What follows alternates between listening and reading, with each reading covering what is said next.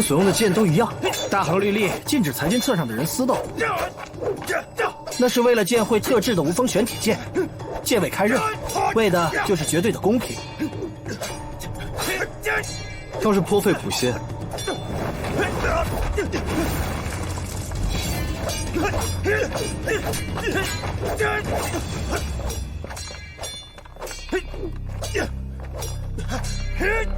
丁宁是哪一位？找我？找你？明明是你对我们下了挑战书，我才来此处的。我什么时候要挑战你？姐夫兄，是我替你找的。我什么时候说过我要挑战谁了？是我让他去找的。那日你跟谢长胜的一架打得太没意思，我便让他去帮你找几个对手来，一来让你练练手，二来也让为师开开心。你这也找的太多了吧？加油！在下陆夺风，位列81。这两位分别是位列86的周写意和列91的辛建离，或许你应该有些印象。我为什么要对排名在我之后的人有印象？猖狂！我一直都想不明白，弘养书院为什么会把你排在我们前面？口舌之劳无用，你我凭剑说话。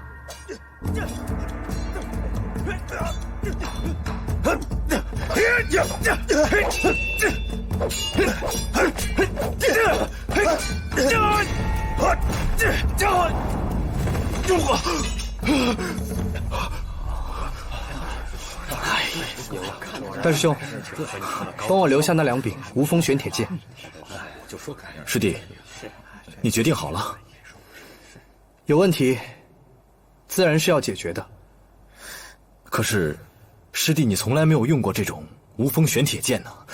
我让你留剑，一是因为你是师兄，二是因为你总是婆婆妈妈，所以在这种场合公然出声，能让你变得决断一点。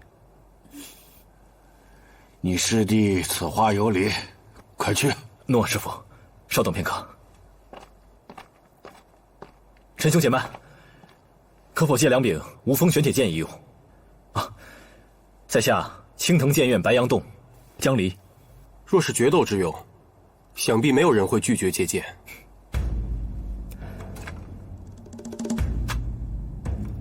多谢陈兄。哎呀，体力有限，恕我只能跟你们其中一人对决。余下二位若有什么不满，可以找我的小师弟。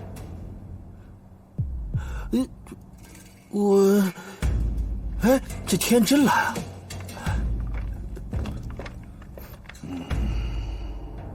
看来你不像我想象的那么不堪，只是方才陈柳峰战胜范无缺，已证明着裁俊册上的位置并非真的代表着强弱。我不和你打。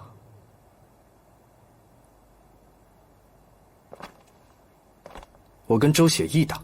什么？为什么选我？我这个人出身市井，比较市侩，没有好处的事情，在我看来都比较无聊。我排名在你们之前，赢了你们那是应该，输了，不仅丢了颜面，更会成为你们的垫脚石。你到底什么意思？这还不清楚吗？即便是挑夫的苦力，也没有白费的力气。就这种对决，自然是要有点彩头喽。你真以为赢定了我？想赌什么？你若输了，我要看周家的血意残卷；你若赢了，我让你看薛洞主的笔记。哼，既知道我墨园周家的血意残卷，方才竟然还说对我们没印象。知道血意残卷未必知道你的排名。这小子好猖狂！相传血意残卷虽只有泼墨写意的图画，没有任何文字，但若观卷之人有幸能够从中悟到不同的意境，便会习得不同的见识。然而，墨元周家历代天分最高的人，也只不过悟出了其中的3式。你父亲给你取名周写意，自是希望你能多悟出一招半式。你看过的书，知道的事情，倒还真是不少。我们之间，无论输赢，都以1日为限。我若赢了，即便看上1日的写意残卷，也未必能悟出来什么。可你若看上1日薛洞主的笔记，那收获可不小。这份赌约，怎么看怎么是让着你吧。既然如此，我便谢了你这份美意。走。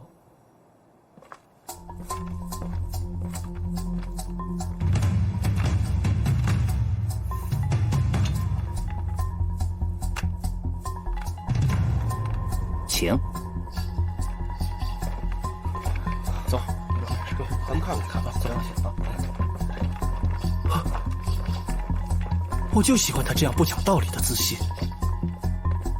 师弟从去年才开始修行，现在排名虽然靠前，却只是3境下品的修为。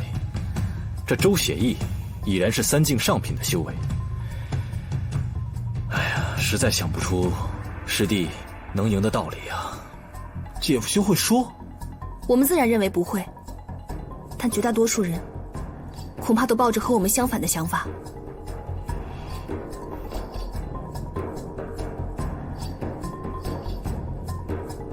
那是方才范无缺落败的剑，你不觉得晦气？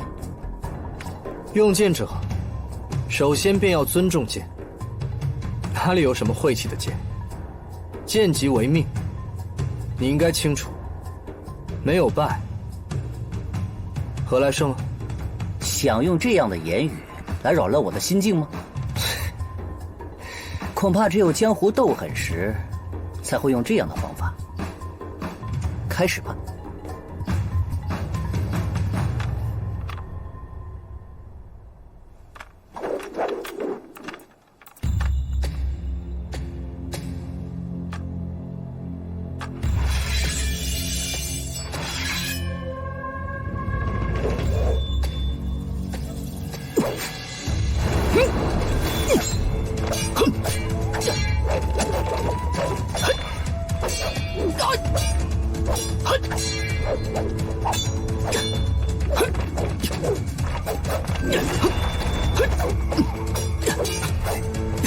看他能有多厉害。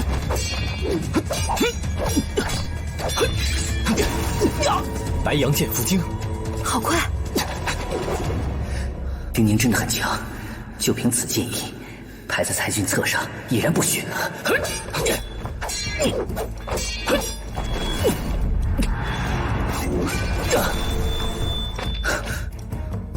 故意露出破绽，引周写意施展黄云斩赤匣的剑势，再借机突袭。周写意反击用力过猛，反而不及。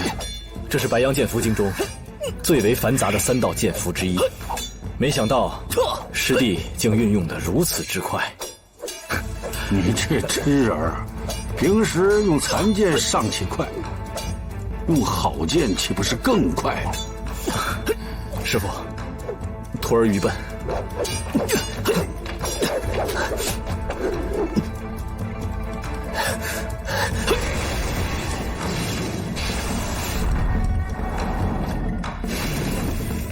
写意残卷第1式，江山如画。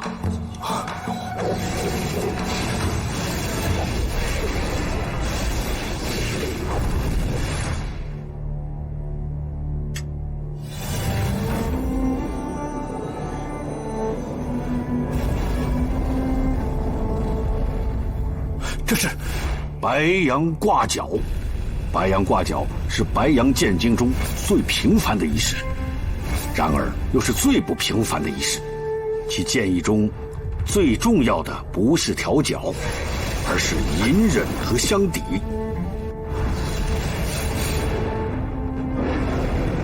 避其锋芒，伺机而动。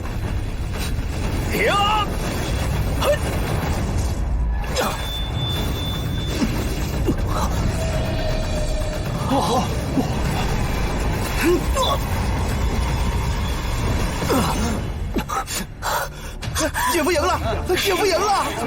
姐夫！高手啊！果然是高手，是啊！我岂会败在你手中？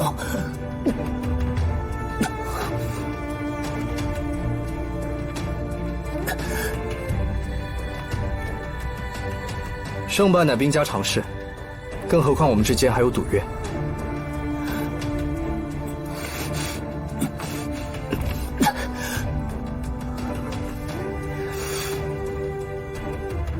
你想要什么时候去我家墨园看血衣残卷？越快越好。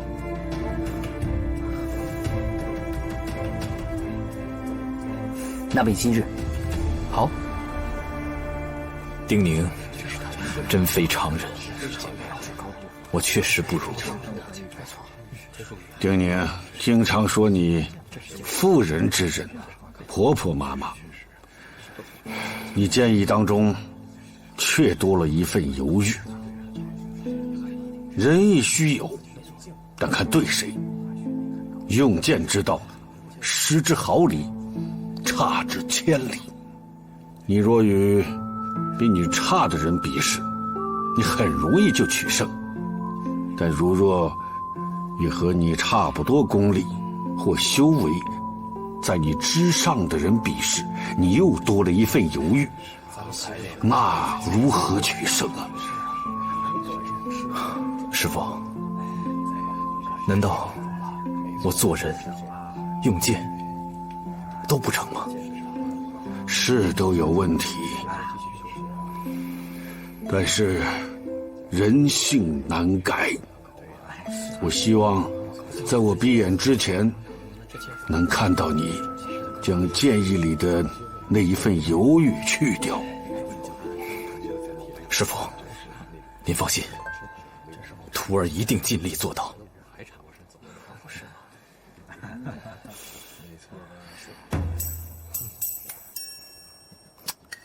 哎呀，你们这修为比我姐夫兄高都打不赢，丢不丢人呢？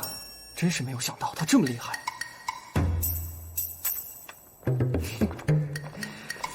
丢人哦！你的剑多是你自己的领悟，还是薛洞主的笔记？很多人看得明白，却用不出来。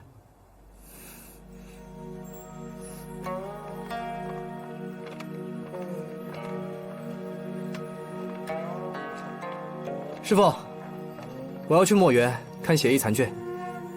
姐夫兄，我能去吗？谢长胜，这血衣残卷，岂是什么人想看就能看的啦？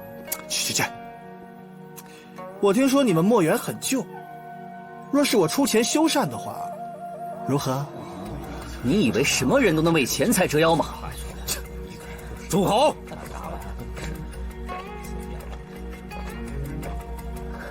父亲，还嫌不够丢人吗？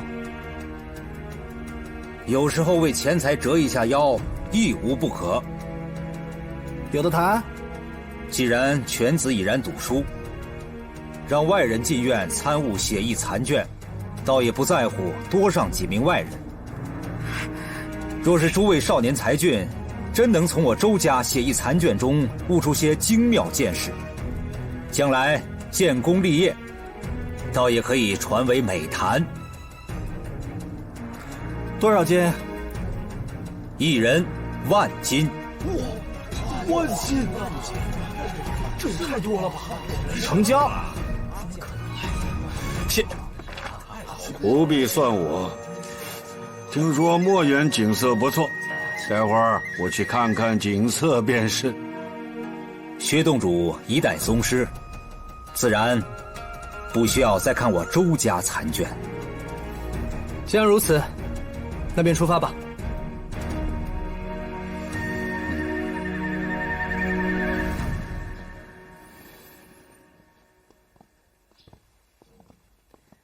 儿想出去了。见过母后。禁足府中让你受委屈了。闲来无事，初儿也在府中修身养性。只不过陆山会盟在即，初儿到时候希望能解禁，陪伴父王一同前往陆山。那日大殿一事明显有备而来，定是有人妒忌你太子的身份，想离间你与父王的关系。陆山会盟在即，禁足倒可避免一些不可预料的暗涌，也不失为一件好事。初儿不必难过，将来你可是要接替你父王做明君的。我虽非你生母，却待你视如己出。无论如何，定把那幕后之人给你找出来，待风波过去后，让你父王还你自由。蓉儿在我身边多年，可堪信任。你若是闷了，找他切磋。见过殿下。谢母后。只不过初儿一直不解，初儿一向与人为善，奈何我不犯人，人却偏偏来犯我。你这份单纯，倒颇有治世明君之风。只是这功力，防人之心不可无。记住一句话：凡事要懂得忍，更要懂得等。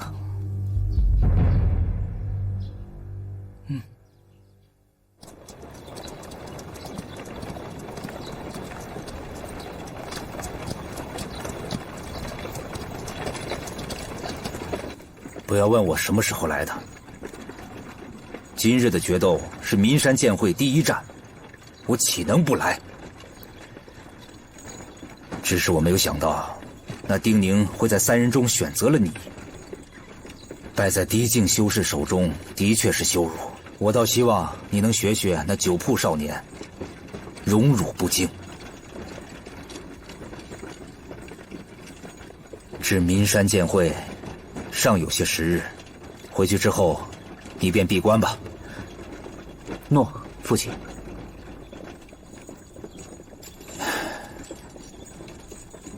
一场胜负不足为提，我真正在意的是，那少年以血衣残卷为赌注，看来是有备而来。既然如此，为何父亲不毁了那份赌约，拒绝他们入园呢？我们周家世代参悟血衣残卷，花了多少时间？纵是老祖这些年都不曾悟得，仅仅一日，几个毛孩能看出些什么？原来父亲是这般安排。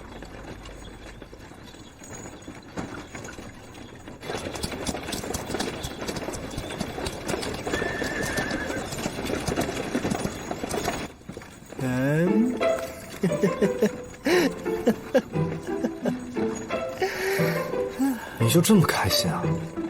当然了，姐夫兄，你又让我惊喜了一次啊！你如果再叫我姐夫，我就把你给踹下去。哎，别！哎呀，我知道你是不能娶我姐的，但是我叫你姐夫兄呢，是让你与我更亲近一点。姐夫兄，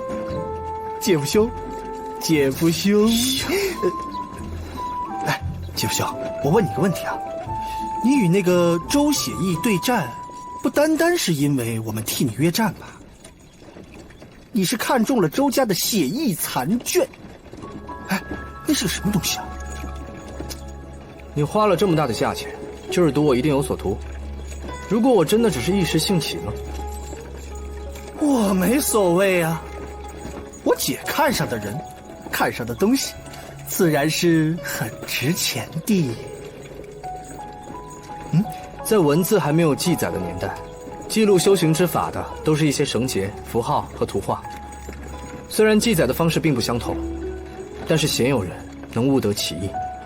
血衣残卷，看上去就是一幅山水画，有山水之韵，却未必有山水之形。加之又是一幅残卷，便很难领会当时宗师留下此物的真意。我明白了。你明白什么了？你的钱，怕是白花了。周云海之所以同意，他就是觉得这么短的时间之内，我们什么都看不出。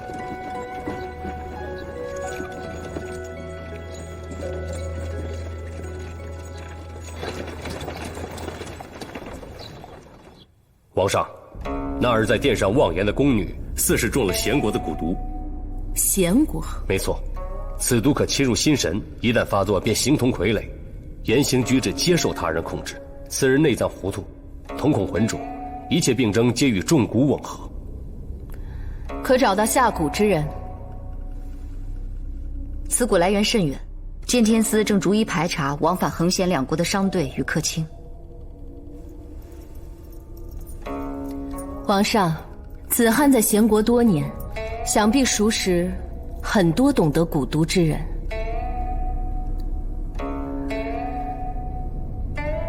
不如让他在那查探一下。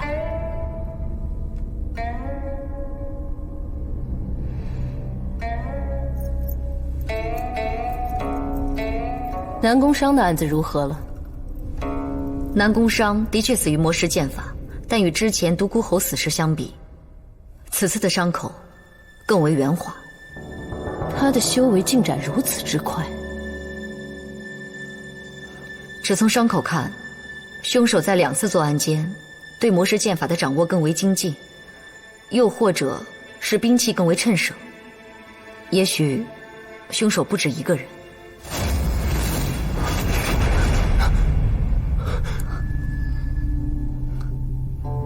看着寡人，梁惊梦如果还活着，想必已经进入8境了。他跟寡人比试，谁输谁赢？自然是皇上。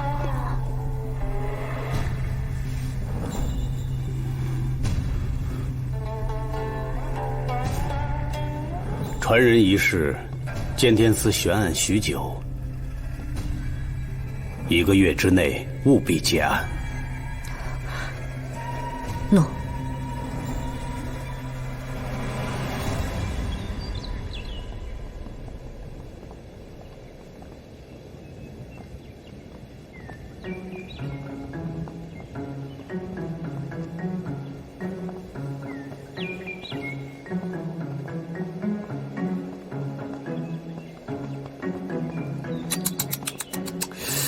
这周家墨园，这跟我想象中的差太远了。嗯，你看这水脏的啊，你看这花都死了，这地方太破了。这要是修这里的话，我估计我那数万金都不够啊。你若有心多给一些，我倒也不会拒绝。没有。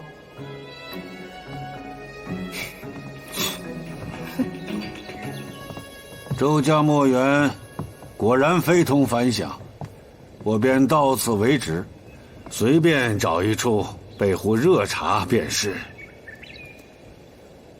既然如此，我就陪薛洞主到书房小憩。你便带他们去看吧。诺，父亲。薛洞主，这边请。各位，请。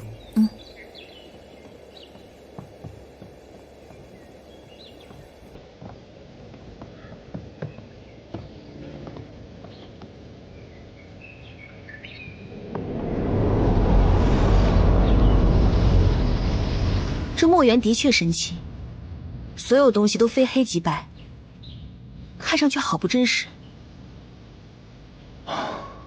这里的黑白只是被某种气息所浸染，就像法阵的力量，引起了光线和色泽的变化。你又怎知平日里看到的色彩不是虚妄？哼！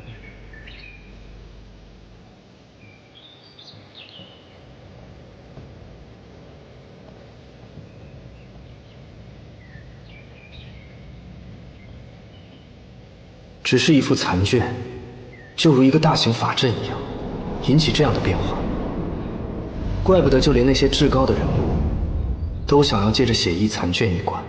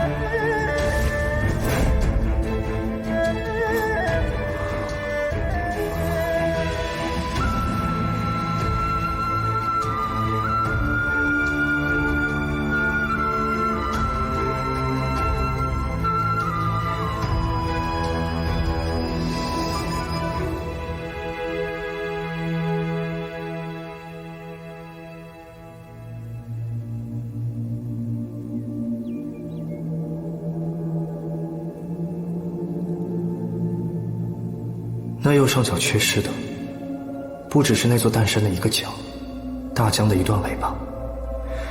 在诞山之侧，还应该有更为重要的东西。那应该是一颗星辰，或者是一轮寒月。这份残卷本不应该残到这种地步。那一角上的某些部分，应该是被周家的那个人故意挖去了。这血翼残卷也看不出什么呀。哎，只能看不能摸。啊，不摸，不摸，有什么了不起的？切！哎，大师兄，你看出什么了？没有。你呢？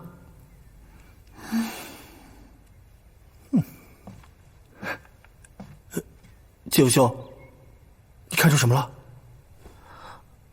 哦，我有些疑惑，想去外面静一静。你们先看，我一会儿就回来。哎，是，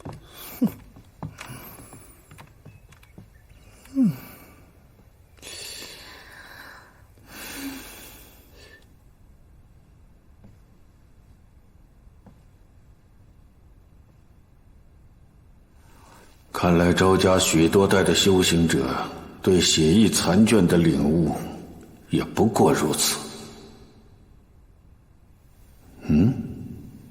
那么多人都已经死了，甚至都没有留下什么痕迹，你却还活着。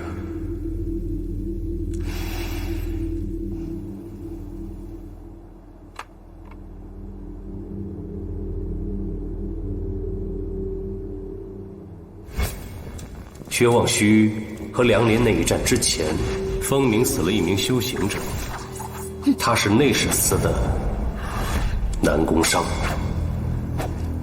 他死于魔石剑法。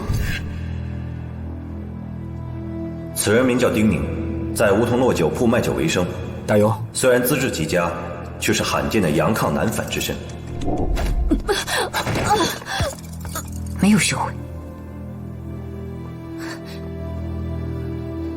这是玫瑰，那是桂花。你很紧张吗？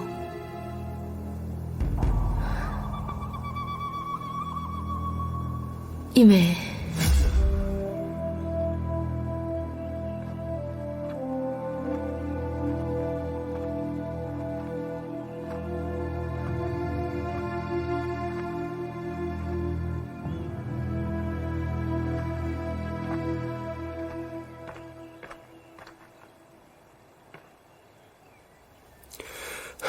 你有心事啊？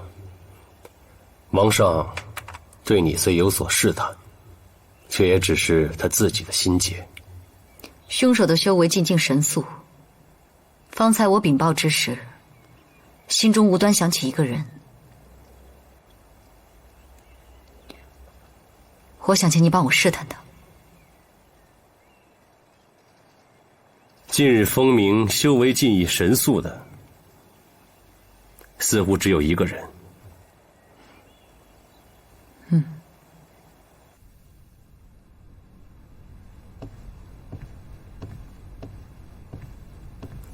哎，季夫兄，你看到了什么？没看到什么，好像有2座山，一座山稍微大一点，一座山稍微小一点。你若只是看到了2座山，你便只去看那2座山，不要太贪心。2座山都多，你看这2座山，哪个地方最清楚，你就只看那处，别想着能纵览全局。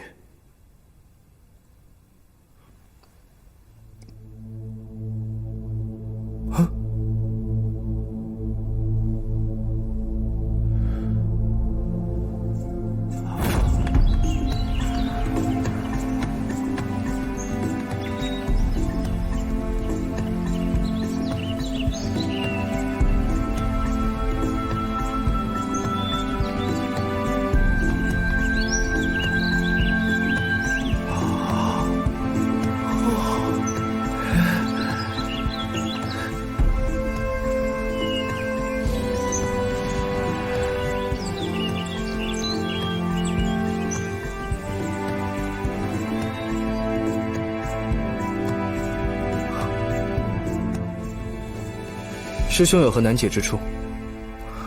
从最简之处观，这幅画卷最简之处在上端，线条极疏，像是几朵白云。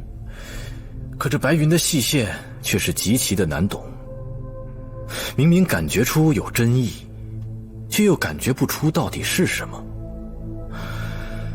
唉，这1日的时间显然是不够，若有数月时间，肯定会有所参悟。师兄果然天赋不凡，已有所领悟。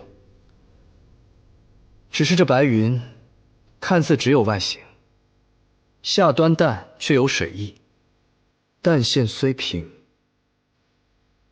却有向下之意。貌似这白云就将化为雨。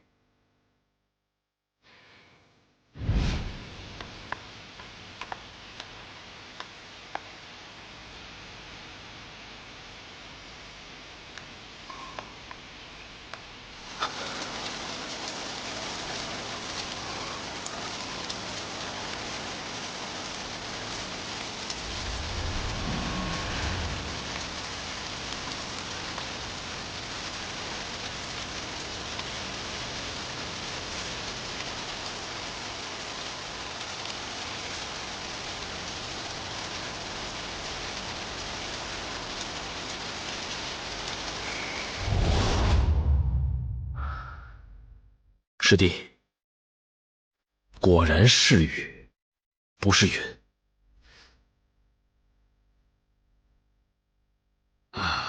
血翼残卷，果然不凡。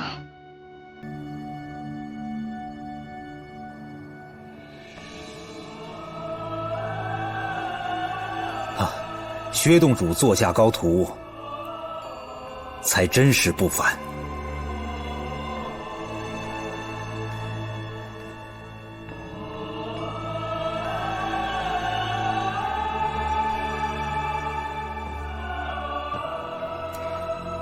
你刚才看得这么入迷，又看到了什么？我看到了一条江，不知道为什么，这幅残卷上有许多东西，但我只能看到这条江。这很正常，每个人的性情与喜好不同，修为不同，看到的自然也不会相同。我父亲也说过类似的道理，我想着若能有所悟，我便只在这条江里寻找最吸引我的东西。这种做法是对的。故作高深，我劝你别误人子弟。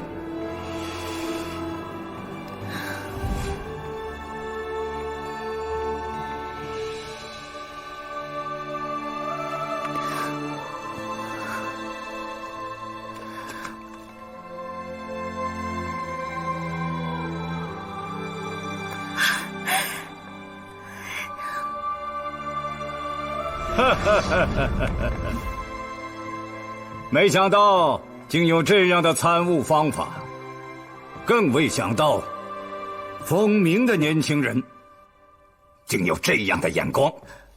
老祖，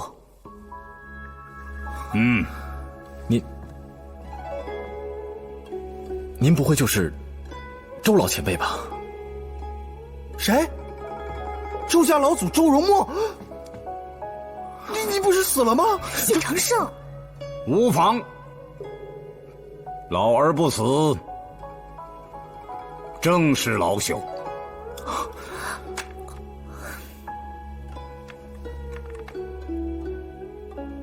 我刚才恰好听到你点拨他的话，连我都有茅塞顿开之感呐。且容我胡乱猜测一二，难道之前接连有人在这画中悟道，都和你有关？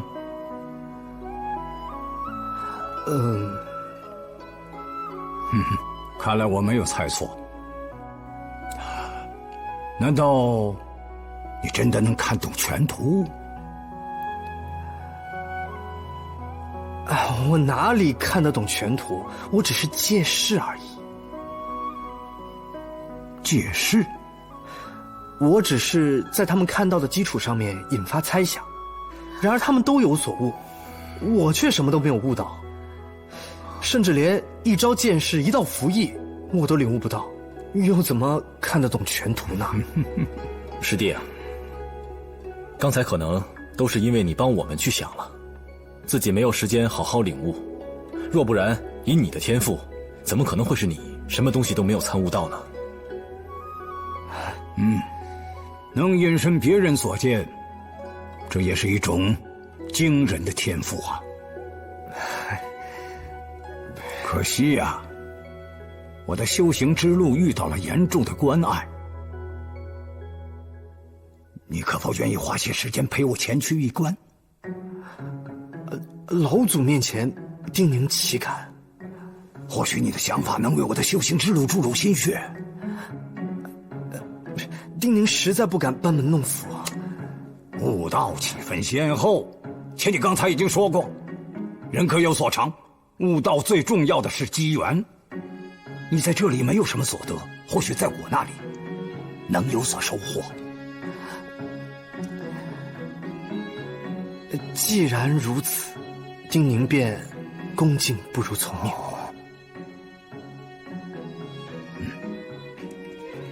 好，随我来。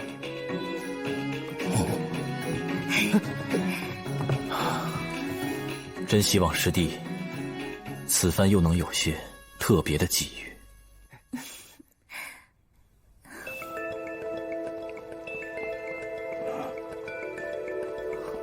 是他吗？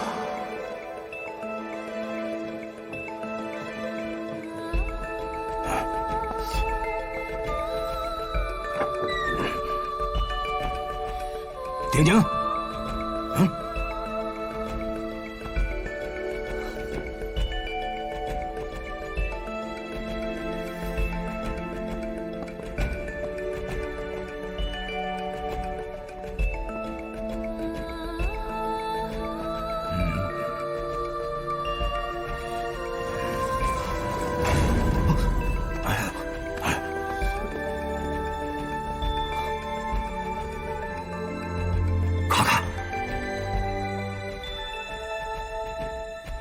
看到了什么？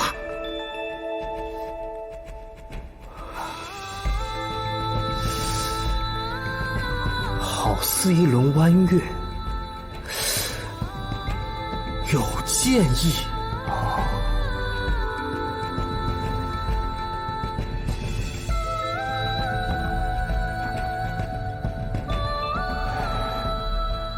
家历代有那么多的修行者，却没有一个人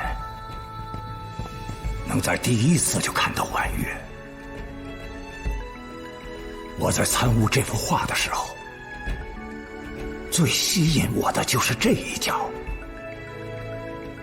我用了上百年的时间，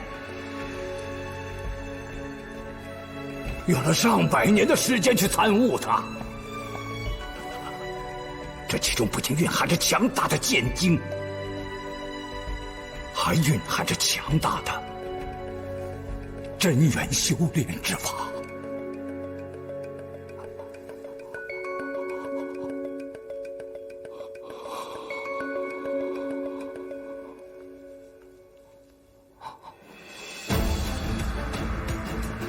月亏则转满，月盈则转亏。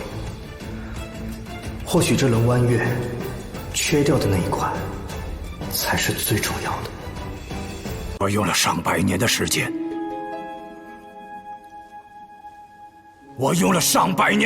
去参悟它。这其中不仅蕴含着强大的剑经，还蕴含着强大的真元修炼之法。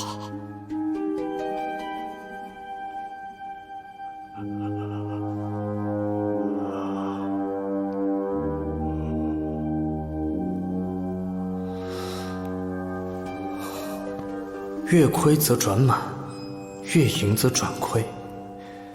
或许这轮弯月缺掉的那一块，才是最重要的。凡事太满则转亏。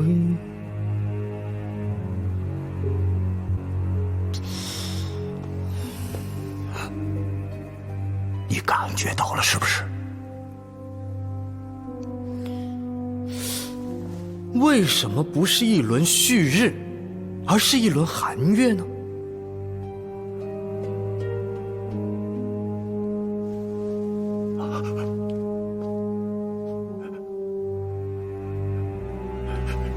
你是说，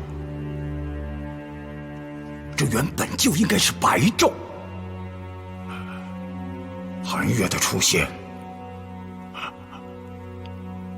本身就是错误的。这轮弯月的气息太过阴寒，女子为阴，男子为阳。这幅残卷里的功法，说不定只有女子才能修炼。你说什么？女子修炼的功法？我的感受也未必会对。我只是感觉啊，这幅残卷很有可能是一个女子留下来的，又或者说，这幅残卷的其他部分人人都可以练，唯独这一角是只有女子才可以修炼的真元修行功法。寒月，这极阴的寒气，若是女子修行，有可能会在月逝之时自然排出，那便自然无碍。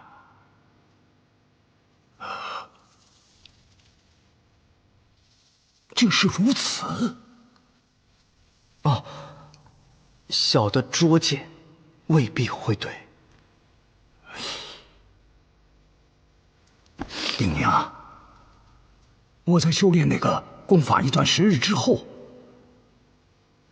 真元就开始凝结，而且情形越来越差。如果一开始就是错误的，那现在还有什么补救的方法吗？既是极阴，在我看来，只有用极阳元气之物对冲才行啊。极阳元气之物，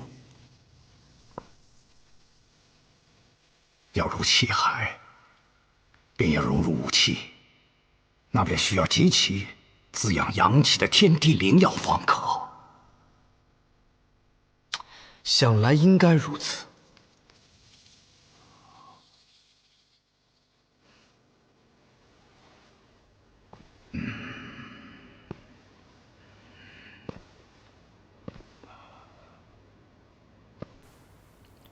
如果你愿意，我愿意将我悟出的这套残缺的修炼方法告诉你。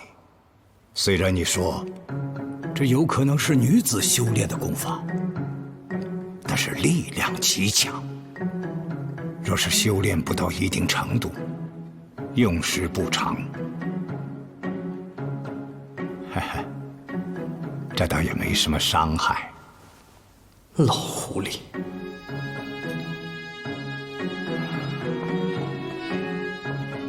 真的可以这样吗？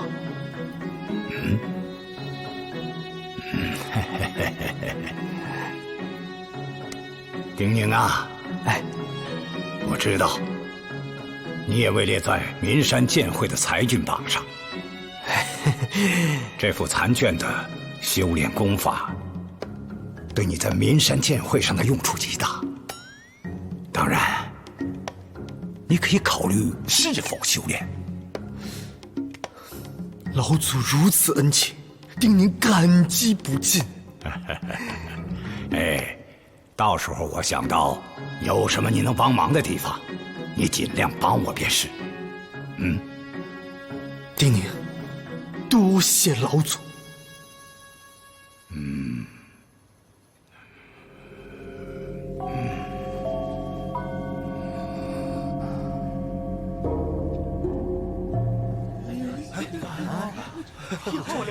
真好看，今日真没白来啊！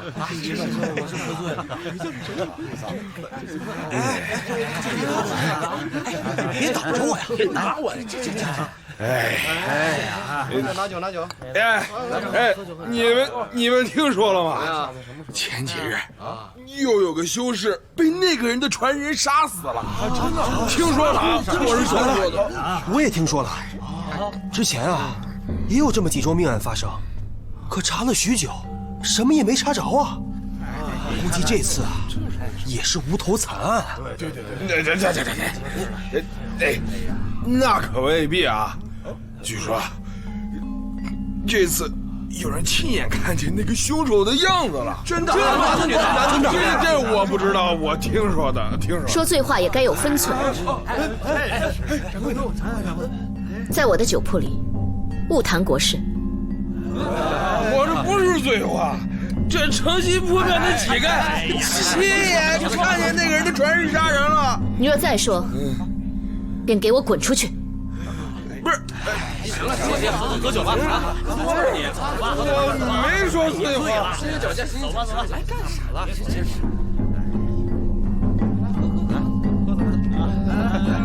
晚上到这酒。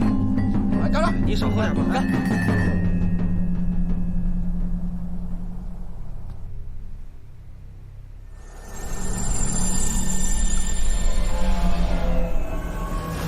星辰寒煞元气，看神色对你没有妨碍。没有。嘿，这个老不死的，能这么好心把元气传给你？我是拿盈亏之道交换的。你还是要小心一些为好啊。这个老不死的，他的修为在7境中品，即便是我全盛之时，也不是他的对手。师父，今日周家对我们可以说是极为客气，而且周家老祖为人和蔼，对丁宁师弟又有传功之恩。我们此刻在这里背着他人，这样恐怕多有不妥呀。哎，大师兄，那是你不知道。我爹以前跟我说过，这个老不死曾经做过一些劫持妇孺、引人去救的事情，后来被人在巷中一剑破肚，肠子哗就流出来了。所有人都觉得他死了，还有很多人说他这个死法叫做应该的。他竟然是这样的人？当然。丁宁啊，你自幼生活在市井之中，形形色色的人也见得多了，比他们对人的认识要清楚些。所以，即便你是师弟，但是你也要多多提醒你的大师兄才对呀。啊，徒儿明白。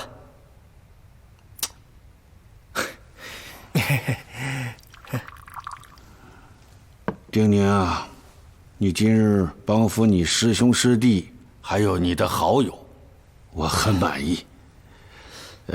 再有啊，你回去以后把侯爷贵人们送来的补品，明日拿一些给我。补品啊，最近我总是犯困，精神也大不如前了。江离啊，在，扶我回去。诺。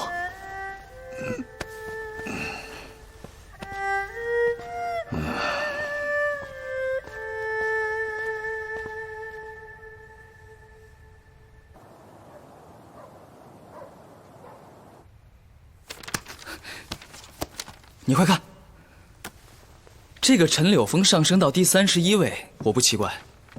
可是这个丁宁突然上升了23位，倒是颇有意思啊。殿下对岷山剑会未免有些过于关注了，这不好吗？我们风明王宫中典藏的修行秘典，并不亚于岷山剑宗中的任何一本。更何况，王上和王后是全天下最强的修行者，他们自然会为殿下安排一条最好的修行之路。如果殿下想到岷山剑宗，整个岷山都应该恭迎10里。您既生而尊贵，何须参加入仕？风明任何青年才俊，都不是您的对手。你不懂。如果殿下觉得闷，可以让王上为您甄选一位伴读。住口！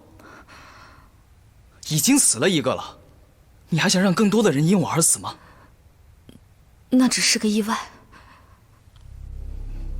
意外？你跟我说意外？你没有发现吗？所有人都在回避我，所有人都在害怕我、远离我、戒备我。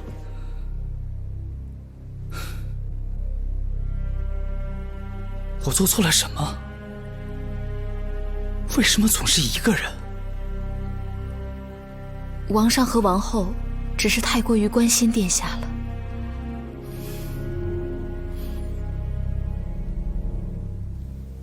你退下吧，我想休息了。奴婢告退。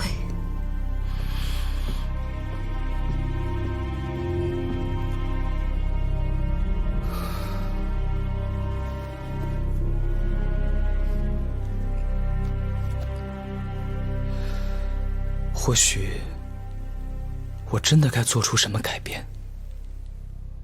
初儿要参加岷山剑会？是的。真是胡闹！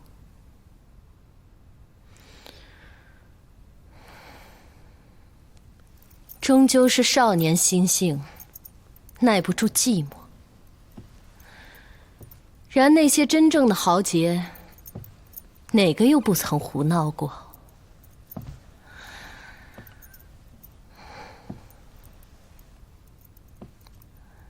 要是王上准允，让他去便是。长长见识也好。王上今早已下了数道旨意，已经确定麓山会盟的伴随者是方侯和厉相。另外，王上还传了一道旨意去咸国，要求咸王此次出行带上汉殿下。袁子汉，皇上很在意他的安危吗？听说是汉殿下亲书了一封信，王上看后便下了一道旨意给老贤王，要求此次出行带上汉殿下。他倒是很会讨好他的父王。看来宫女妄言一事，王上对本宫和初儿还是存了芥蒂。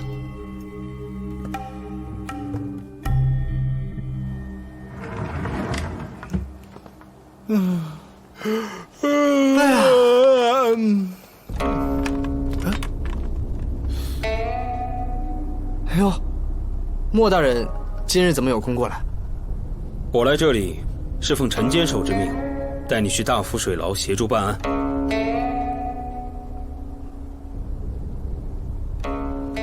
大浮水牢，是因为上次于氏的事吗？无可奉告。莫清宫态度突然变得这样冷淡，也不知陈玄葫芦里卖的是什么药。丁宁，丁宁，哪儿去了？啊，那莫大人稍等一下，我去跟我小姨知会一声。不必了。哎，你们干嘛？走！哎，干嘛你们？我做错什么了？哎，走！你们凭什么抓人啊？把话说清楚啊！快走！哎，你们干嘛？干嘛抓我？杰夫兄，杰夫兄！丁宁，丁宁，丁宁！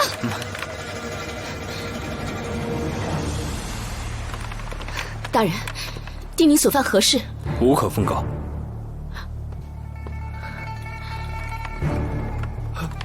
小姨，他们要把姐夫兄抓到大浮水牢去，没事吧？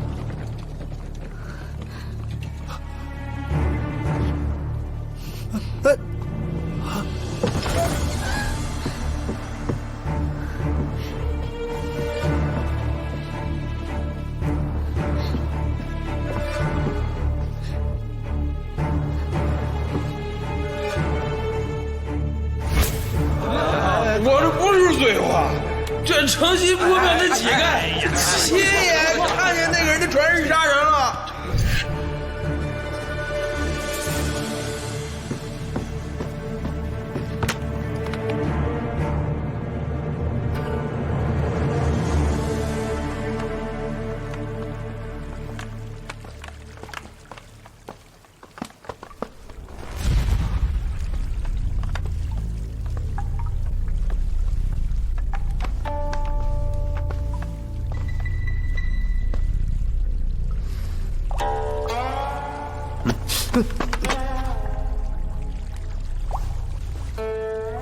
并坚守，丁宁带等。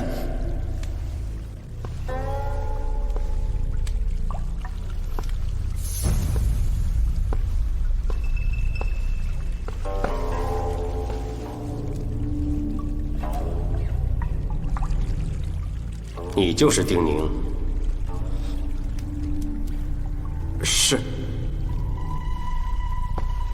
还是梁金梦的传人？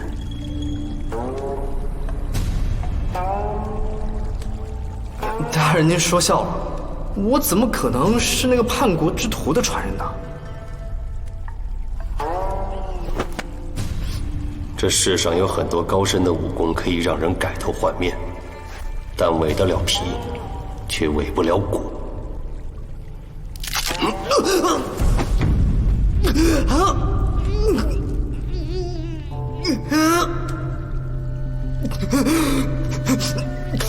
大人，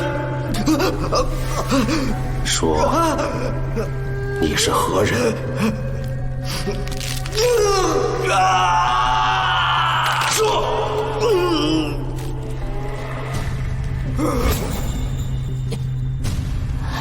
你是谁？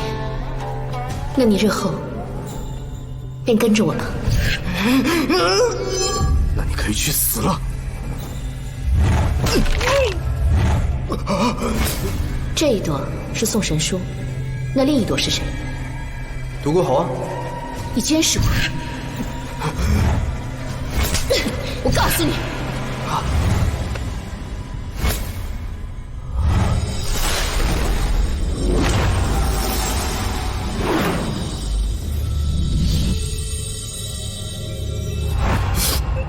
大人，小的是梧桐路九部伙计丁宁，自幼跟小乙、长孙乾雪在梧桐路做生意。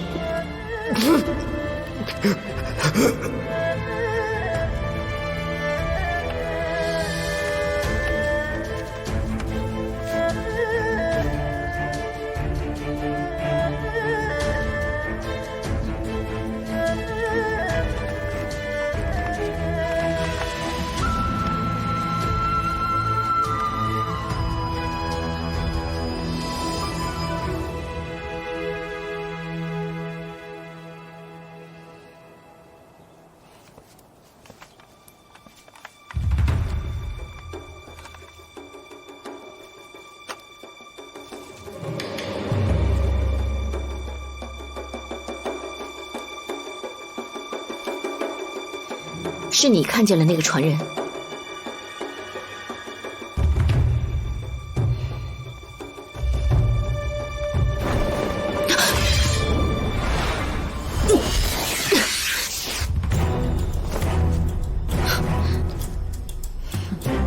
果然是你。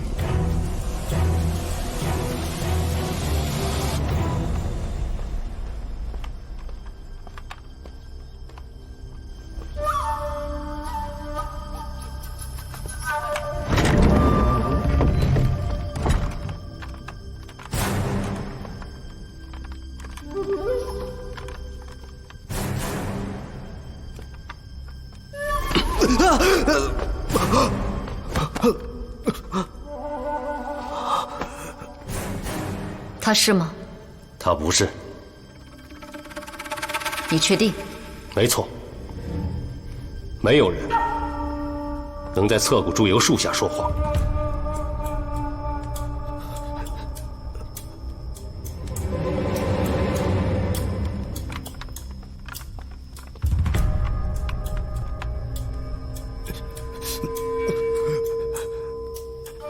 跟我走。去！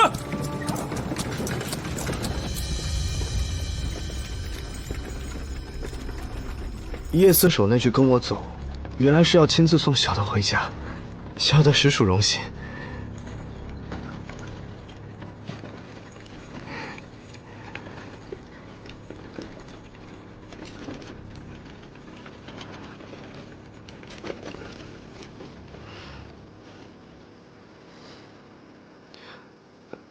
到了吗？下车。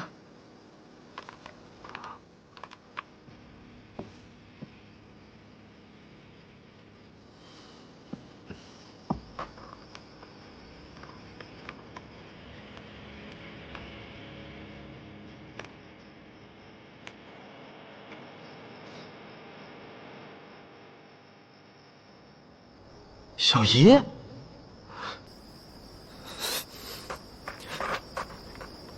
小姨，你怎么在这儿？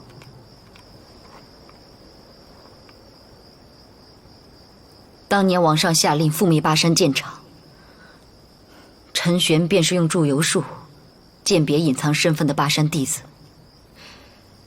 普天之下可以抵挡祝由术的功法不多，九死残恰是其中一种。你既带他前来，想必心中已无疑问。是，我亲眼看见他用九死残封闭心神，抵挡了陈玄的祝由术。那你现在应该相信，我就是公孙乾雪，也该相信丁宁就是他的传人了吧？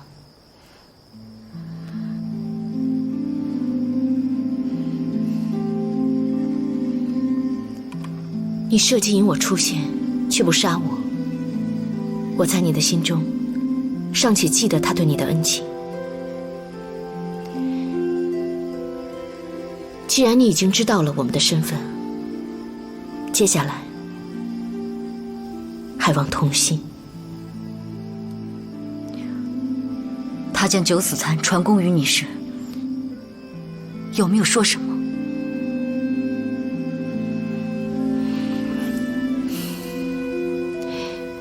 你们聊吧。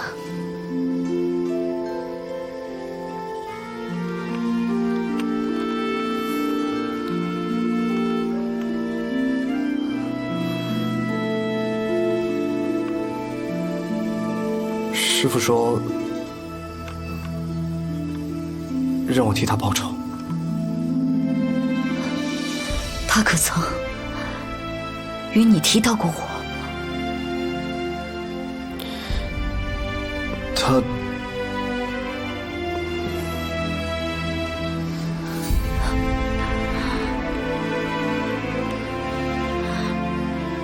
这10年来，我日日顶着叛徒之名苟活。元武和叶真虽认我为官，却无时无刻不在怀疑我。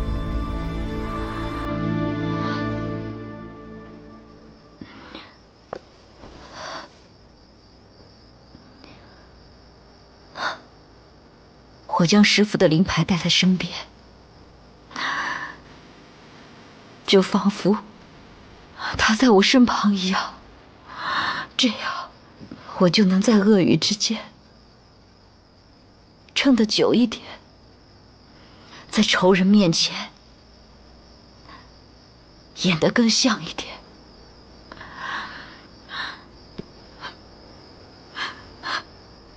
为何叶策冷不能与师父一同赴死？就算是必死之举，也好过现在孤身一人。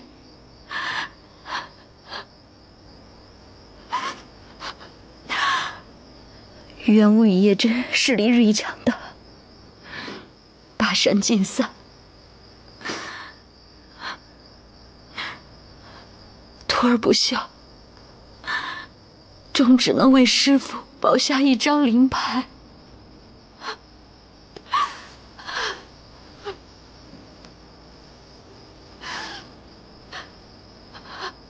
不怪你，那时是师父把你派出了风鸣。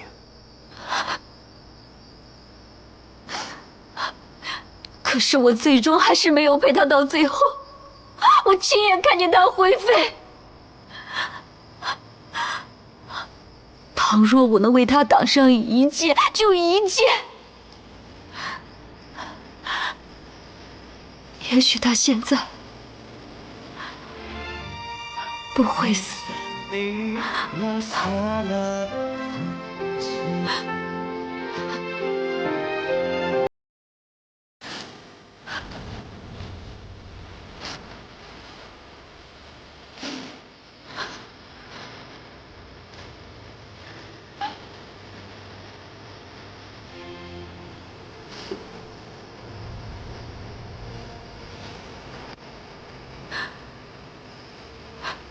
不怪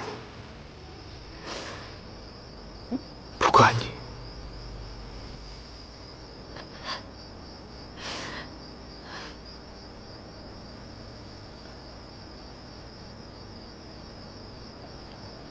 走吧。去哪儿？于是。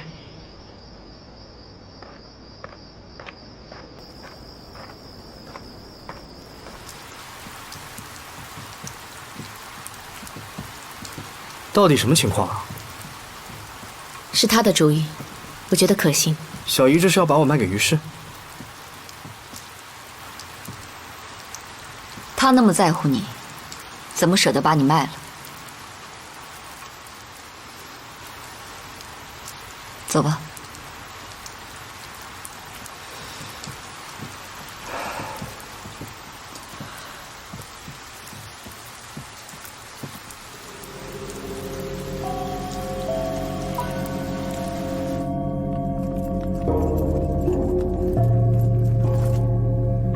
梁某闭关多日，鲜有来访，不知先生今日为何而来？将军有意与我云水宫合作，白某此次前来，定是为了利。先生倒是爽快，不妨有话直说。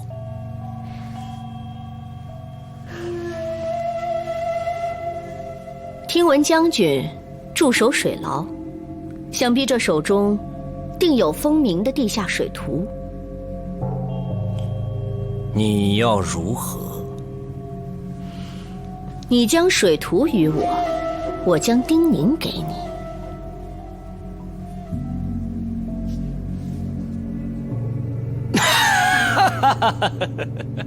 我若帮了先生，便等同叛国。那个人的传人一日在外，风鸣便一日不得安宁。将军若是抓了丁宁，等同救国。丁宁真是那个人的传人？这我倒不知，只是将军说他是，他便是；而我若说他是，他便更逃不脱了。丁宁这小子近日在风鸣是锋芒毕露，也招致了许多人的厌烦。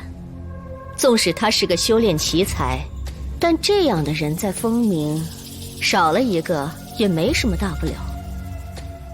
我若是替将军杀了他，恒王便会记着你的功，讨厌丁宁的那些势力也会记着你的好。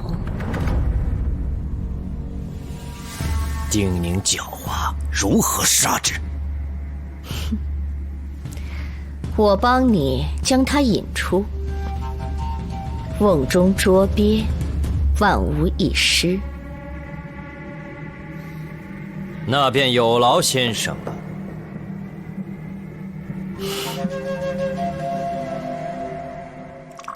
去了趟水牢，竟惹出这么多事。你突然被莫清宫带走，我以为是南宫商的事情败露了，没想到这一切都是叶策冷的设计。他忍了10年，我又太过路锋芒。不过幸好他站在我们这边，也算是因祸得福了。丁宁，你在风鸣的名声越来越响了。我知道你要说什么，我会出去一趟，也算是避一避风头。你要走，要去哪儿？你记得我之前跟你提过的周家老祖吗？不出意外，他这几日便会来寻我。他来寻你？我教给了他错误的修行功法，又告诉他只有至阳的药物才能驱散他体内的寒毒。至阳的药物？你是说盲龙肉菩提？师父的身体已经差到只有靠药物吊着才能续命。如果能拿到那株肉菩提，之后的日子便能好过一些。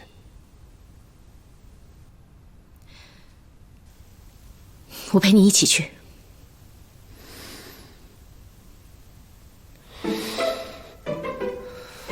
你若走了，那酒铺的那些追求者可是会很伤心的。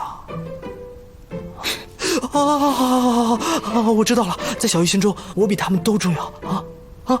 滚！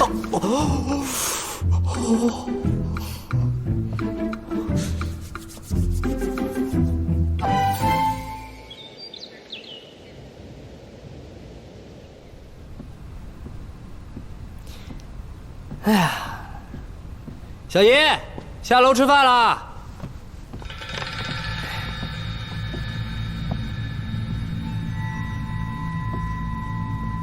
你谁啊？为何会出现在酒铺？你小姨已经被梁莲带走了。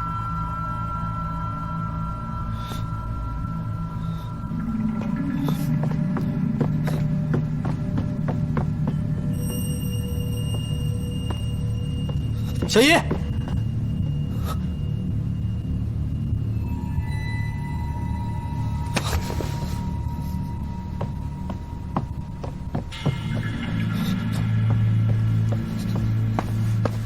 你说我小姨被梁莲抓走了，我如何信你？我只是正好路过，顺便知会你一声，要救便救，不救我便走了。你小姨的生死与我何干？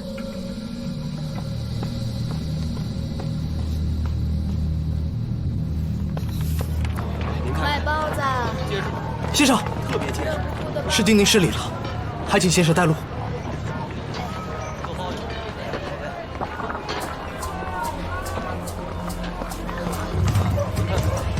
跟上。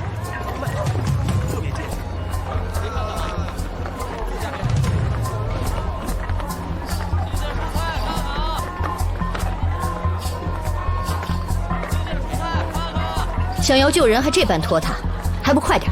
好。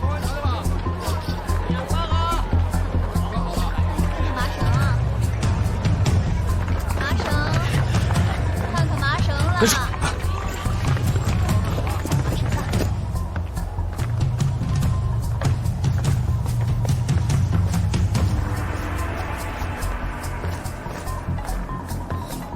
等一下，我小姨究竟在哪？先生为何带我来此？我自觉我是演得不错的，到底是何处露出了破绽？先生心思细腻，为了掩人耳目兜了大圈，可就是这番兜转露了破绽。只是这样？救人图快，为何绕路？更何况于是情况特殊，自立规矩，军中之人怎会带我小姨来此？哼，果真是个聪明人，我倒开始有些欣赏你了。只可惜，你的聪明才智远不及我要的东西值钱。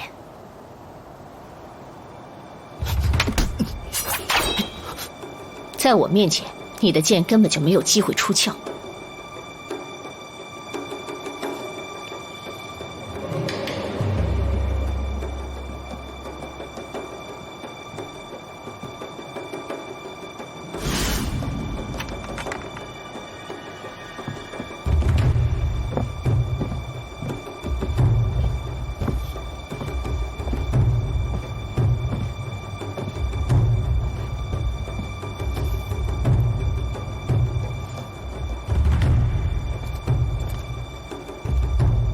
梁莲，将军为了杀你，可是特意候在此处。你竟然与梁莲合作？将军，丁宁已经在此，不知将军是否带了水图？先生如此守信，梁某自然不会欺瞒。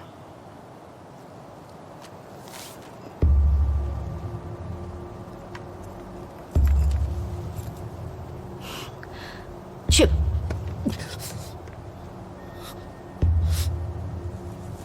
嗯。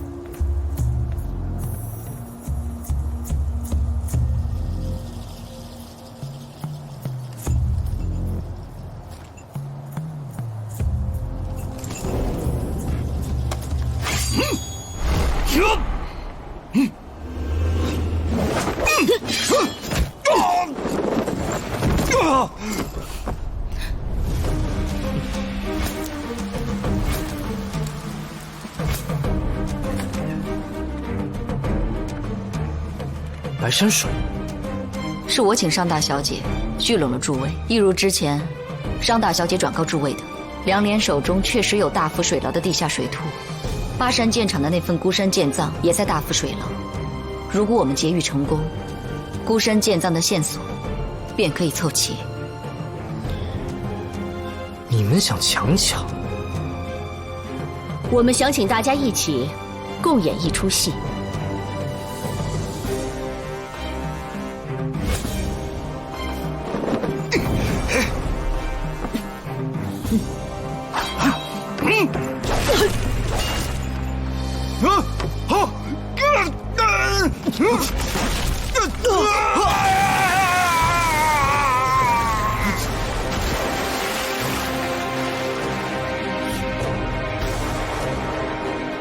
白某多谢梁大将军的赠图。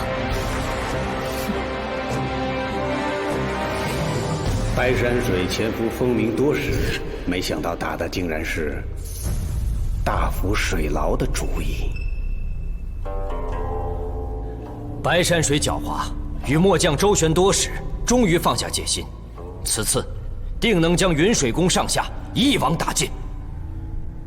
白山水也算是千国的一代宗师，你跟他私交很久，难道没有想过要一起联手吗？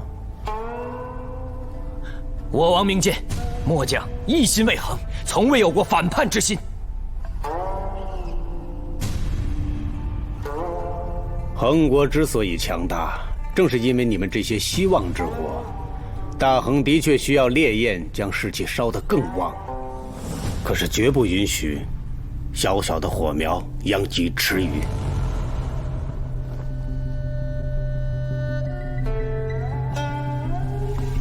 末将誓死效忠大恒。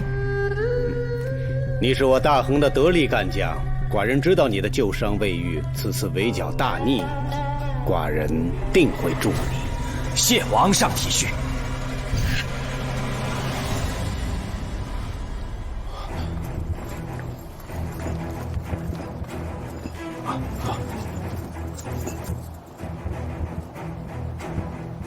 见过叶四手，将军正在浴室中围剿大逆。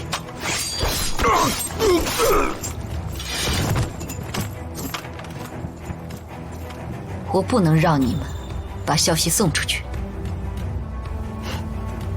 援军这么快？什么情况？去那边看看。去那里等我，快！